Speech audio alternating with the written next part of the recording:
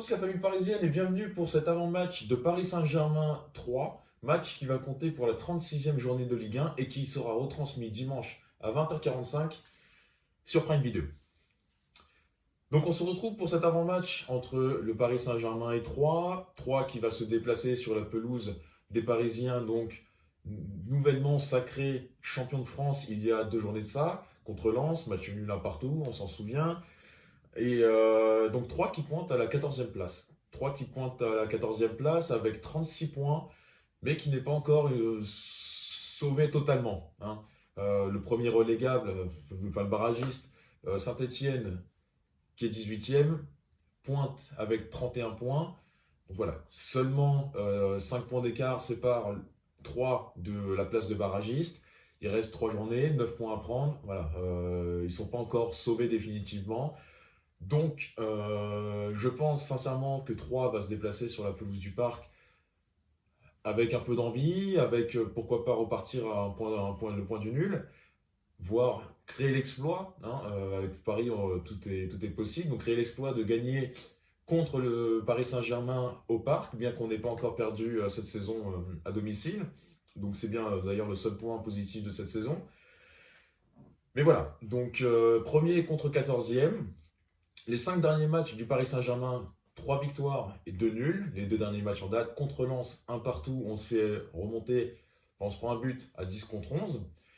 Et le week-end dernier, 3 partout contre Strasbourg à Strasbourg, où Strasbourg commence à mener au score 1-0, on mène 3-1, puis Strasbourg, en l'espace de 10-15 minutes, remake du Real, nous plante 2 buts, voilà. Relâchement, on a l'habitude de toute façon avec ce Paris Saint-Germain.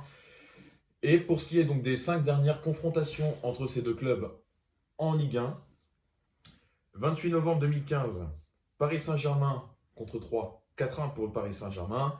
13 mars 2016, 3 Paris Saint-Germain, 0-9 pour Paris Saint-Germain. 29 novembre 2017, Paris Saint-Germain 3, 2-0 pour Paris. 3 mars 2018, 3 PSG 2-0 pour Paris. Et enfin, début de saison, 7 août 2021, 3 Paris Saint-Germain, 2-1 pour Paris Saint-Germain, but d'Hakimi et de Mauro Icardi, ce monsieur barbecue.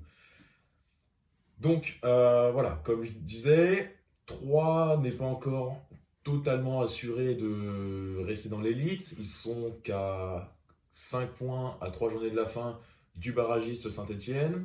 Donc Troyes va vouloir essayer de gratter un point, voire 3. Et c'est pour ma part pas impossible du tout. Cette saison, on a vu énormément de fois le Paris Saint-Germain lever le pied, un Paris Saint-Germain peu impliqué, un Paris Saint-Germain peu inspiré, un Paris Saint-Germain sans fond de jeu, sans idée, un Paris Saint-Germain qui s'en remet uniquement 95% du temps à Mbappé, un coach qui est passif à la mort, qui est tout le temps là, il bouge pas de son banc, mec il est amorphe. Non, donc voilà, c'est pas impossible que Troyes réalise l'exploit qu'ils vont essayer de faire. En tout cas, c'est ma vision des choses. Et à l'inverse, j'espère que le Paris Saint-Germain va un minimum, même si c'est la fin de saison, même si on est champion, il n'y a plus rien à jouer, on a été giclé de la Ligue des Champions, on a été giclé de la Coupe de France, il n'y a plus rien à se mettre sous la dent, on est champion du coup depuis 2 journées, donc ça va à 5 journées, 6 journées de la fin, on était déjà champion. Donc j'espère, histoire de redonner une once de sourire, voilà, qu'on foute une branlée à 3 sans leur manquer de respect, mais 14e de Ligue 1, le minimum, même s'il n'y a plus rien à jouer, c'est de leur foutre une correction, c'est de faire un festival. C'est de faire un festival pour essayer de nous faire décrocher un sourire, même si ça ne changera absolument rien cette saison qui est vraiment catastrophique. Mais voilà, essayer de nous faire décrocher un petit sourire quand même. Mais j'ai quand même peur. J'ai quand même peur parce que, voilà, comme j'ai dit, on est déjà champion, on n'a plus rien à jouer.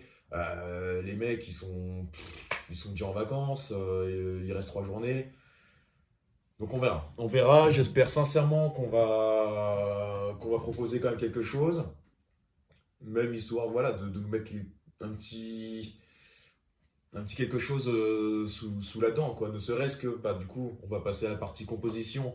Ne serait-ce que par la composition que le Poche veut bien nous mettre depuis maintenant 2-3 matchs. Hein, composition qu'on espère tous depuis le début de saison. Voilà, il attend la fin, il attend qu'on n'ait plus rien à jouer pour aligner cette défense à 3. Alors oui, Ramos était blessé jusqu'à peu. Oui, Ramos, du coup, n'était pas disponible. Mais on a quand même du Diallo, on avait quand même du Kerrer. Je suis désolé, quand ces gars-là, tu les mets pas latéral gauche ou latéral droit et qui sont vraiment dans l'axe en défense centrale qui est leur poste. J'ai toujours trouvé qu'ils faisaient leur taf, hein, surtout Kerrer ou qui est critiqué bon, quand il est latéral droit.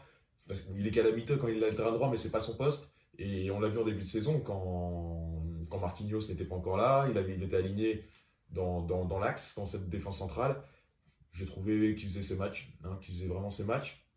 Donc, pour la composition, dans les cages, je mettrai Donnarumma, hein, puisqu'il a fait déjà 2 tours sur le banc lors des 2 derniers matchs. Donc là, il est temps qu'il se réveille un petit peu. Et si c'est de la confiance qu'il lui faut, allez, on va le foutre contre 3. C'est pas non plus des foudres de guerre. Donc comme ça, au moins, il fera peut-être un clean sheet et ça lui remettra un petit peu de confiance. Pour la charnière centrale, donc défense à 3, pour le système aussi, je suis parti sur un 3-5-2. Pour la défense centrale, Kimpembe à gauche, Ramos dans l'axe et Marquinhos à droite. Pour ce qui est du milieu de terrain, piston gauche, Nuno Mendes, piston droit, Hakimi. Pour ce qui est du milieu, Verratti accompagné de Simons, parce qu'il serait là aussi grand temps, mais alors grand temps, quand il reste que 3 matchs à jouer et que tu as fait des promesses à tirer l'arigot, que tu as fait toutes les deadlines possibles, là, il faut absolument au moins faire jouer un jeune et je mettrai Simons parce que c'est le dossier chaud pour le faire prolonger et c'est un crack et quand le peu de fois on l'a vu, il s'est fait remarquer. Donc je mettrai Verratti accompagné de Simons. En numéro 10, Neymar. Et en pointe à 2, Mbappé accompagné de Messi. Donc voilà pour la composition. C'est comme ça que j'aimerais bien voir le Paris Saint-Germain évoluer. Avec aussi en cours de match, bien sûr, les entrées, pourquoi pas, de petit Michu. Encore une fois, Dylan Bimbe, même si bon voilà, lui il a déjà eu un peu plus de temps de jeu. Le petit Bichabou aussi, pourquoi pas en défense. Donc voilà pour cette composition. Maintenant pour ce qui est du prono, comme j'ai dit, j'aimerais bien qu'on leur foute une rouste. C'est à domicile, on n'a pas perdu cette saison. Allez, on va dire 4-0 pour le Paris Saint-Germain, doublé de Mbappé, pour qu'il assure aussi son meilleur buteur de la saison. Doublé de Mbappé, un but de Messi, parce que pareil, c'est un peu trop peu, un peu trop juste. Un but de Neymar aussi. Allez, salut l'équipe!